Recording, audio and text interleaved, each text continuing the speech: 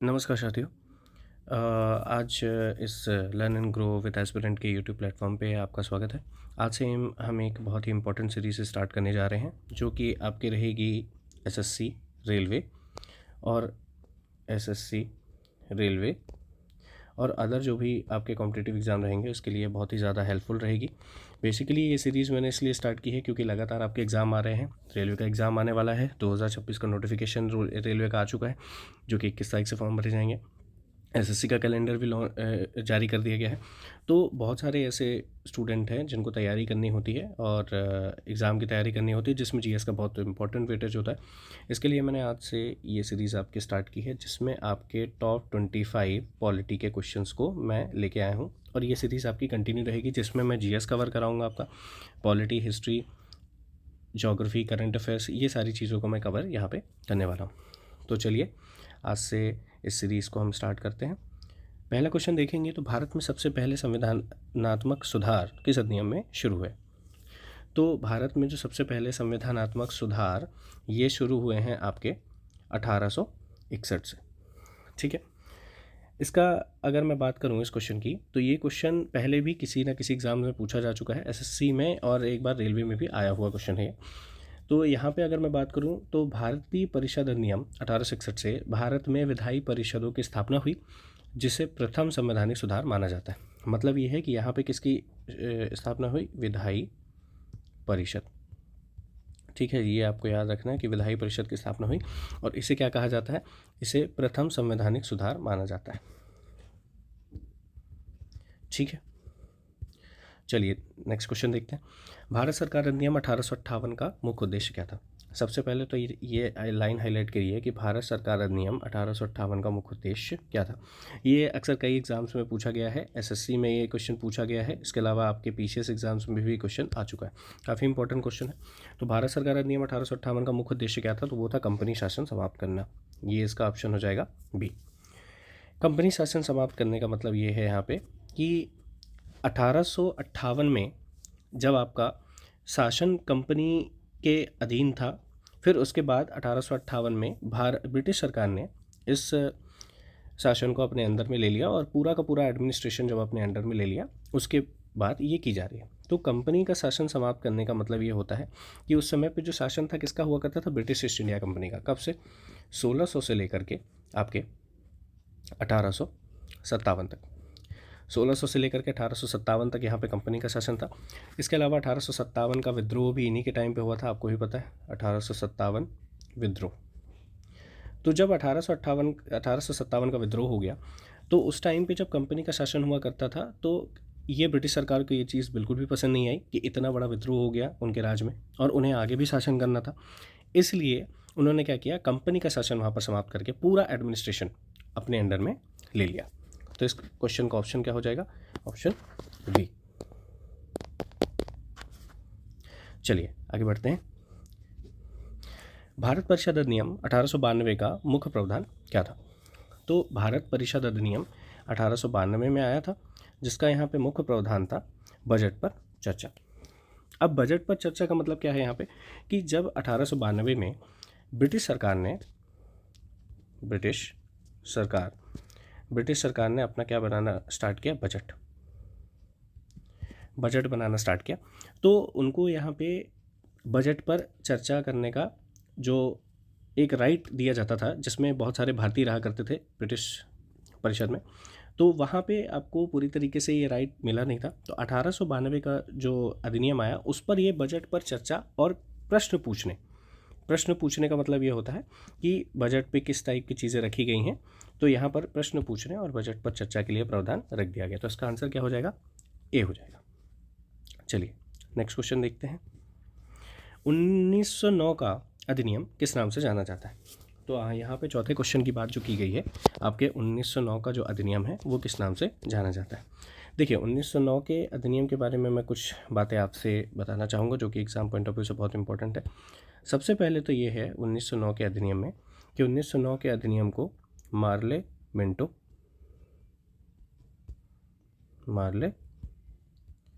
Minto सुधार कहा जाता है। ये क्वेश्चन बहुत बार पूछा गया है, बहुत इम्पोर्टेंट क्वेश्चन है क्योंकि ये कई बार एग्जाम में पूछा जा चुका है। तो इसका आंसर जो है 1909 का अधिनियम किस नाम से जाना जाता है, तो इसका सीधा सीधा आंसर हो जाएगा बी, मार्ले मिंटो सुधार। अब 1909 में कुछ और भी प्रावधान थे जिनको रखा गया था।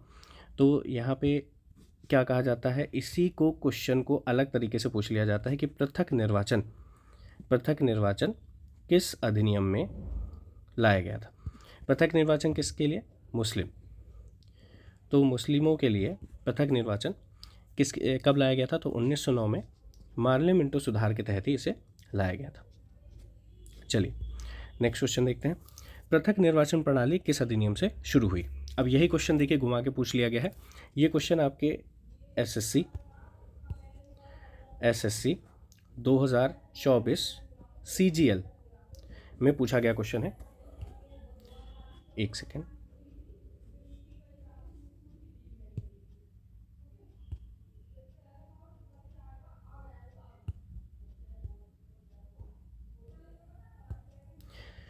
एसएससी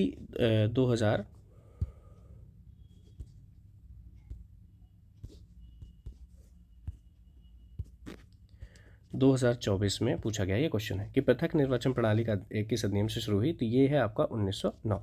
अभी मैंने बताया इसको क्या कहा जाता है, मार्ले मिंटो सुधार कहा जाता है। चलिए नेक्स्ट क्वेश्चन की बात करते हैं। द्वैध शासन की शुरुआत किस अधिनियम से हुई। तो ये आपका छठवां क्वेश्चन है। वीडियो आपको पसंद आ रहा हो तो गाइस ज़्यादा से ज़्यादा शेयर करिए और सपोर्ट करिए। मैं आगे आपके लिए और भी पूरी सीरीज़ लाऊंगा और लगातार हम मेहनत करेंगे और लगातार एग्ज़ाम को हम क्रैक करेंगे। और आपके लिए बेस्ट क्वेश्चन लेके आ रहा हूँ, बेस्ट क्वालिटी के क्वेश्चंस लेके आ रहा हूँ, जिसमें आपको एग्ज़ाम में बहुत ज़्यादा हेल्प मिलेगी। ट्रस्ट मी, आप एक बार इस वीडियो को देखेंगे डेफिनेटली आपका पॉलिटी से, इस टॉपिक से क्वेश्चन बाहर नहीं जाने वाला है। छठवां क्वेश्चन आपका क्या है, चलिए देखते हैं। तो आपका जो छठवां क्वेश्चन है कि द्वैध शासन की शुरुआत कब से हुई।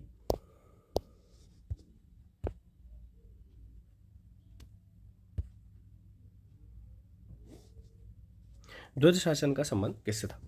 तो यहाँ पे द्वैध शासन का जो संबंध था, द्वैध शासन की शुरुआत किस अधिनियम से हुई, सॉरी माफ़ करिएगा, द्वैध शासन की शुरुआत जो है वो 1919 से मानी जाती है, 1919 से।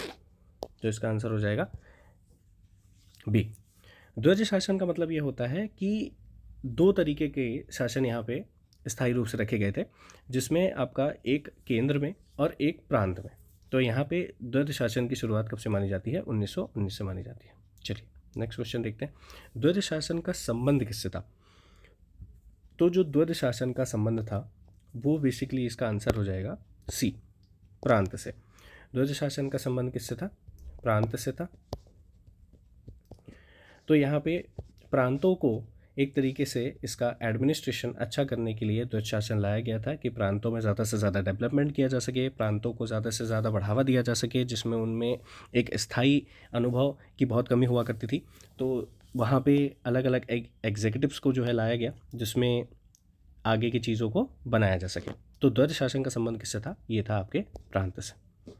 चलिए अगला प्रश्न देखते हैं, 1919 के अधिनियम को किस नाम से जाना जाता है। तो 1919 का जो अधिनियम है इसे जाना जाता है मॉन्टेग्यू-चेम्सफोर्ड सुधार। मॉन्टेग्यू-चेम्सफोर्ड सुधार के नाम से 1919 के अधिनियम को जाना जाता है। ये क्वेश्चन ऑलरेडी रेलवे में और एसएससी एंड पीसीएस तीनों एग्जाम्स में पूछा गया क्वेश्चन है। बहुत इंपॉर्टेंट क्वेश्चन है, इंपॉर्टेंट मार्क करिएगा और इसको आप याद रखिएगा, है ना, कि आपका 1919 का अधिनियम को किस नाम से जाना जाता है, मॉन्टेग्यू-चेम्सफोर्ड के सुधार से जाना जाता है। सीधे सीधे एग्जामिनर यहाँ पे क्वेश्चन बना लेता है। चलिए नेक्स्ट क्वेश्चन देखते हैं, भारत सरकार अधिनियम 1935 की प्रमुख विशेषता क्या थी। तो भारत सरकार अधिनियम 1935 की जो प्रमुख विशेषता थी वो क्या थी, संघीय व्यवस्था।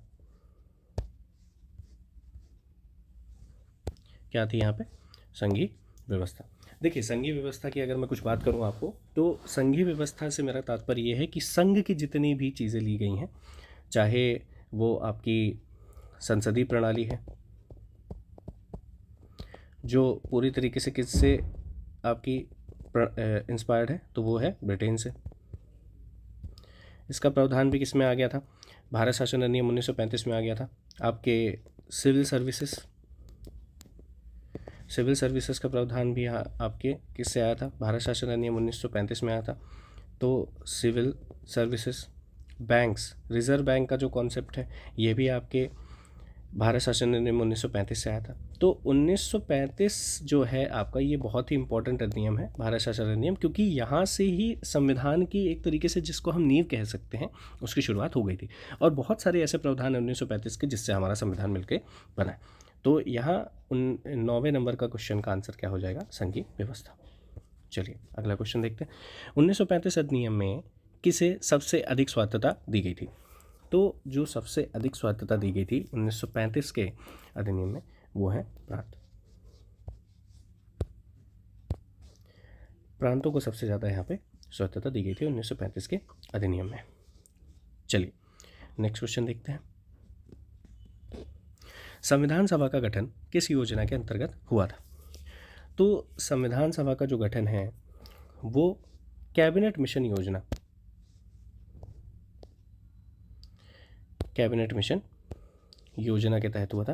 कैबिनेट मिशन के बारे में अगर मैं थोड़ी सी आपकी चर्चा करूं तो कैबिनेट मिशन कब आया था? मार्च 1946 में आया था। मार्च 1946 में जब कैबिनेट मिशन भारत आया तो यहाँ पे जो हमारी इंडियन नेशनल कांग्रेस थी और कैबिनेट मिशन के बीच में जो वार्तालाप हुई उसमें कैबिनेट मिशन के सामने इंडियन नेशनल कांग्रेस ने, भारत सरकार ने एक शर्त रखी कि हमें अपना जो संविधान बनाना है वो हमें अपने तरीके से बनाना है, तो हमें उसके लिए छूट दीजिए। तो यहाँ पे कैबिनेट मिशन ने उन्हें यहाँ पे क्या कर दिया? अलाउ कर दिया कि आप बिल्कुल संविधान सभा बनाइए, और संविधान सभा बनाने के बाद फिर उसके बाद आपका संविधान आपको बनाना है। तो कैबिनेट मिशन योजना एक बहुत बड़ा मील का पत्थर साबित हुआ था भारत के आज़ादी में, क्योंकि बेसिकली अगर मैं यहाँ से कहूँ तो यहाँ से एक शुरुआत हो गई थी जिससे भारत ने अपना एडमिनिस्ट्रेशन बनाना चालू कर दिया था। तो इसका आंसर क्या हो जाएगा? बी, कैबिनेट मिशन योजना।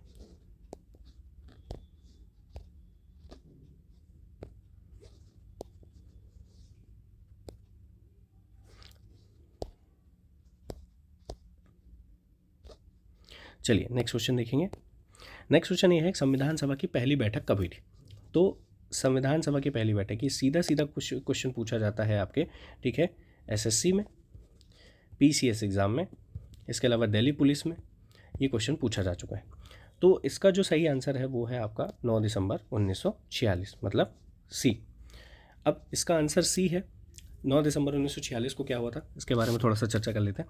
9 दिसंबर 1946 को जो संविधान सभा आपकी बनाई गई थी उसकी पहली बैठक होती है, पहली बैठक, फर्स्ट बैठक जिसको कहा जाता है 9 दिसंबर 1946 को। तो यहाँ पे 9 दिसंबर 1946 को पहली बैठक होती है जिसमें टोटल 211 सदस्य भाग लेते हैं। ये भी आपको याद रखना है कि यहाँ पे कई बार सदस्य भी पूछ लिए जाते हैं कि कितने सदस्य ने भाग लिया था। तो 211 सदस्यों ने यहाँ पे भाग लिया था। तो इसका आंसर क्या हो जाएगा? सी, 9 दिसंबर 1946। चलिए आगे बढ़ते हैं। संविधान सभा के अस्थायी अध्यक्ष कौन थे? जब आपकी 9 दिसंबर 1946 को संविधान सभा की बैठक होती है, जैसे कि मैंने आपको बताया कि 211 सदस्यों ने यहाँ पे भाग लिया था, तो यहाँ पे पूरी तरीके से स्थायी अध्यक्ष नहीं बनाया गया था, यहाँ पे अस्थायी अध्यक्ष बनाया गया था। अस्थायी अध्यक्ष का मतलब क्या होता है? टेम्परेरी। तो टेम्परेरी रूप से जो अध्यक्ष बनाया गया था वो बताया गया था डॉक्टर सच्चिदानंद सिन्हा को, ठीक है। डॉक्टर सच्चिदानंद सिन्हा को यहाँ पे अस्थायी अध्यक्ष बनाया गया था। तो इस क्वेश्चन का आंसर हो जाएगा सी। चलिए बढ़ते हैं नेक्स्ट क्वेश्चन की तरफ। संविधान सभा के स्थायी अध्यक्ष कौन बने?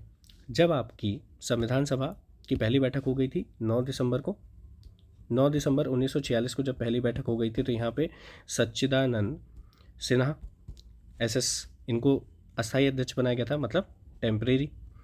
अब बारी स्थायी अध्यक्ष बनाने की भी आएगी ना, तो 11 दिसंबर 1946 को स्थायी अध्यक्ष किसे बनाया गया?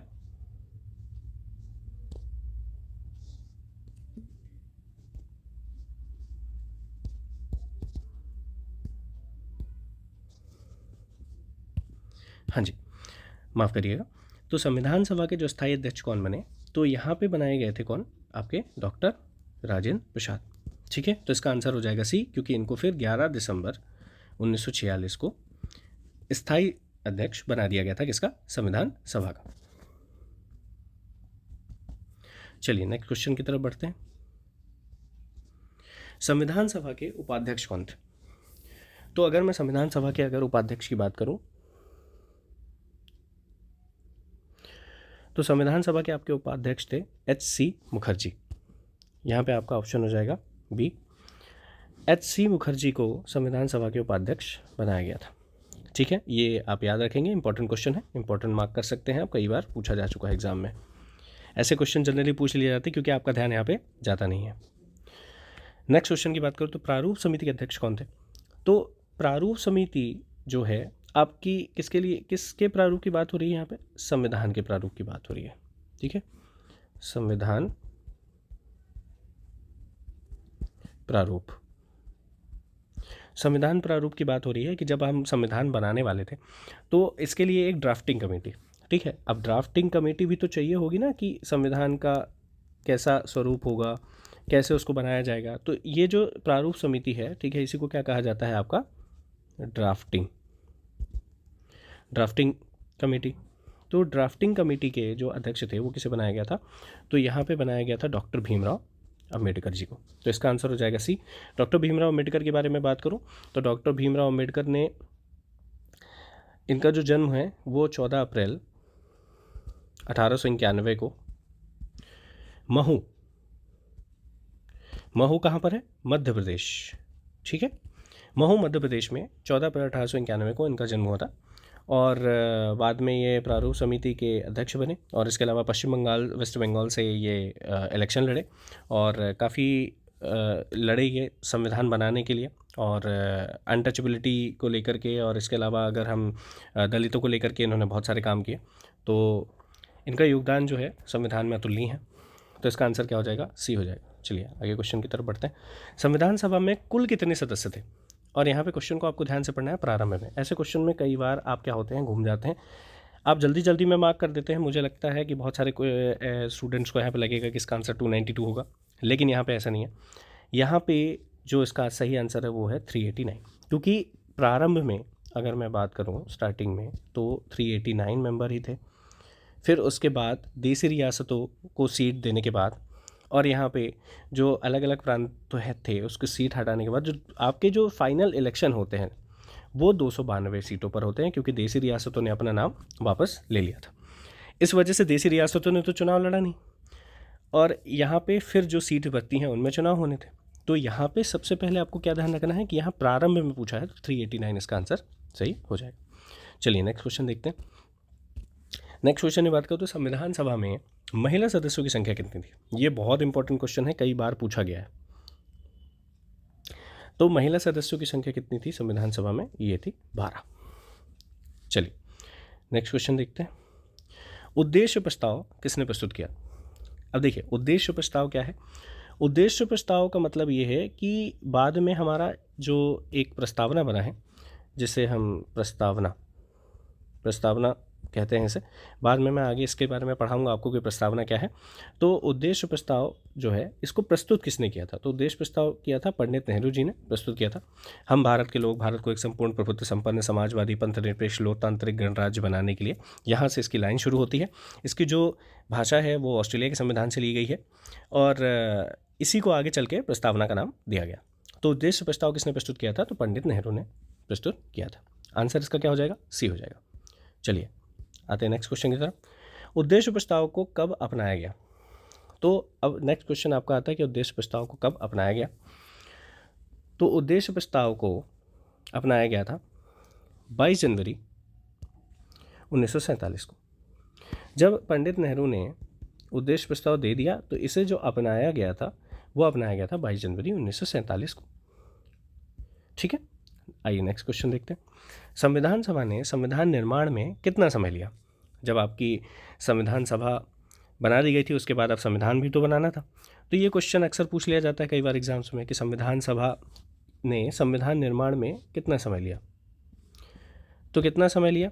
यहाँ पे सी ऑप्शन हो जाएगा आपका 2 वर्ष 11 माह और 18 दिन। यहाँ पे टाइपिंग मिस्टेक हुई है तो यहाँ पे मैंने जोड़ दिया। तो इसका आंसर हो जाएगा सी 2 वर्ष 11 माह 18 दिन। आइए नेक्स्ट क्वेश्चन देखते हैं। भारतीय संविधान कब अंगीकृत किया गया था? अंगीकृत करने का मतलब ये होता है कि पूरी तरीके से अपना लिया गया था। तो इसका जो सही आंसर हो जाएगा वो है आपका 26 नवंबर 1949। बी 26 नवंबर 1949। इसीलिए हर साल संविधान दिवस 26 नवंबर को मनाया जाता है। ठीक है, इसका रीज़न यही है कि संविधान दिवस 26 नवंबर को इसलिए मनाया जाता है क्योंकि 26 नवंबर 1949 को अंतिम बार संविधान सभा की जो आपकी बैठक हुई थी, जिसमें इसको पूरी तरीके से अंगीकृत कर लिया गया था और इसे फाइनल ड्राफ्ट दे दिया गया था। ठीक है, चलिए नेक्स्ट क्वेश्चन की तरफ बढ़ते हैं। भारतीय संविधान कब लागू हुआ था? तो भारतीय संविधान आपका कब लागू हुआ था? तो ये 26 जनवरी 1950 को।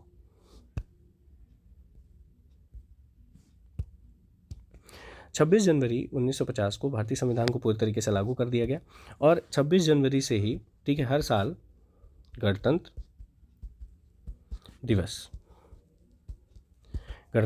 मनाया जाने लगा। कमेंट बॉक्स में मुझे एक क्वेश्चन का आंसर आप लोग दीजिए कि 2026 में गणतंत्र दिवस के लिए भारत में मुख्य अतिथि कौन होंगे और ये किस नंबर का गणतंत्र दिवस होगा, ये आपको कमेंट बॉक्स में बताना है। मैं आपका जवाब देखने के लिए तैयार रहूँगा कमेंट बॉक्स में। तो इसका आंसर क्या हो जाएगा? इसका आंसर हो जाएगा आपका 26 जनवरी 1950। चलिए नेक्स्ट क्वेश्चन देखते हैं। संविधान सभा की अंतिम बैठक कब हुई थी? तो संविधान सभा की जो अंतिम बैठक हुई थी वो हुई थी 24 जनवरी 1950। 24 जनवरी 1950 को संविधान सभा की अंतिम बैठक होती है और फाइनली जब सारी चीज़ें सेटल्ड हो जाती हैं तो संविधान सभा को जो आखिरी बैठक होती है वो 24 जनवरी 1950 को होती है। उसके बाद संविधान सभा की कोई भी बैठक नहीं हुई है। तो इसका आंसर क्या हो जाएगा? ए इसका आंसर हो जाएगा। चलते हैं आज इस श्रृंखला के अंतिम क्वेश्चन में। तो यहाँ पे जो आपका लास्ट क्वेश्चन है वो है संविधान सभा को किस देश के संविधान से सबसे अधिक प्रेरणा मिली थी? तो यहाँ पे अगर मैं बात करूँ कि संविधान सभा को किस देश के संविधान से सबसे अधिक प्रेरणा मिली तो वो है आपका ब्रिटेन का संविधान। देखिए, ब्रिटेन के संविधान की अगर मैं बात करूँ तो ब्रिटेन के संविधान से हमने बहुत सारे प्रावधान जो है वो भारतीय संविधान में शामिल किए गए हैं। जैसे आपका संसदीय स्वरूप है। आप जैसे देखते हैं कि संसद का जो स्वरूप होता है, भारत में एक प्रॉपर राष्ट्रपति है, राष्ट्रपति के नीचे आपका प्रधानमंत्री होता है। प्रधानमंत्री के अलावा जो हम देखेंगे तो लोकसभा और राज्यसभा होती है। तो ये पूरा संसद का स्वरूप होता है। संसद के 3 अंग होते हैं, ठीक है, लोकसभा, राज्यसभा और राष्ट्रपति। तो यहाँ पे संसद के 3 स्वरूप हैं। लोकसभा के बहुमत दल का नेतृत्व तो प्रधानमंत्री होता है। तो इसके अलावा आपका राष्ट्रपति जो सुप्रीम कमांडर होता है और इसके अलावा आपका राज्यसभा होती है, लोकसभा होती है और आपका राष्ट्रपति होता है। तो यहाँ पे पहली चीज़ तो ये है। दूसरी चीज़ आपकी जो है, जो ब्रिटेन से ली गई है, वो है आपका प्रधानमंत्री के पद के बारे में जो जानकारी है वो भी आपके ब्रिटिश संविधान से ही देखने को मिलती है। तो आज की श्रृंखला हम यहीं पे समाप्त करते हैं और आज का ये लास्ट क्वेश्चन था और इसी के साथ मैं विराम देता हूँ। और आप सभी को अगर वीडियो पसंद आया हो तो डेफ़िनेटली आप लोग वीडियो को ज़्यादा से ज़्यादा लाइक करिए और चैनल को, अगर चैनल पे आप पहली बार आए हैं तो प्लीज़ चैनल को सब्सक्राइब करिए।